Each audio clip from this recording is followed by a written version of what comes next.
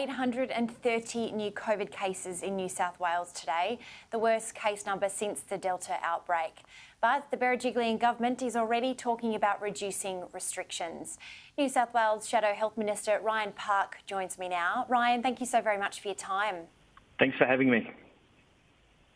Ryan, how on earth do we fix this? You are the opposition. How do we fix it? What's your ideas? Well, I think a couple of things need to happen pretty quickly. I think, firstly, we need to increase the financial support available to people.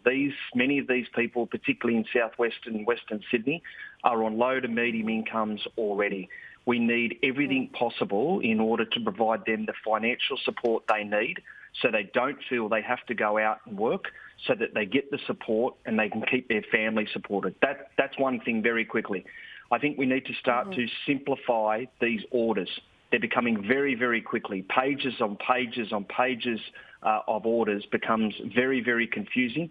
I think we need to start to go back and simplify some of these so that the community have a greater understanding about exactly what they need to do.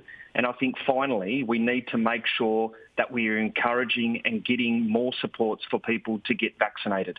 Labor has lobbied very hard to get the test and isolate payment. We think that should be statewide to make sure that people don't feel they have to go out and about when they're waiting on those important test results. Yeah, absolutely.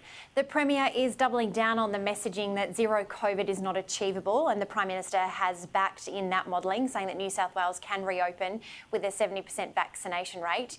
Is that a figure that you and the opposition are comfortable with, given this high rate of people in ICU and on ventilators and those case numbers in the community today?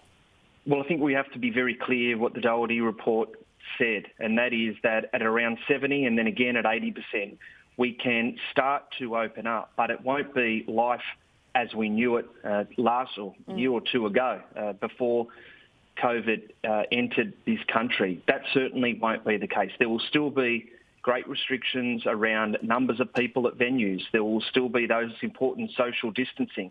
We'll have to have a look at how we manage public transport in this area. Now, if we can get to that high figure of vaccinations and our case numbers hopefully by then are under control, then yeah, of course, we understand the need to start to open up and get our life back to normal as quickly as possible. But that has to be done with the support of the health experts and on the advice of the health experts. And certainly that's who we'll be relying on over the next few weeks as we start to chart our way, hopefully, towards more freedoms. Ryan, I guess with what we've seen across the country over the weekend with those protests, I guess I'm a little bit confused as to whether the majority of those people that were in attendance were about anti-lockdowns or anti-vaccines. What are you hearing, and how are you helping your constituents, get in line to get the jab?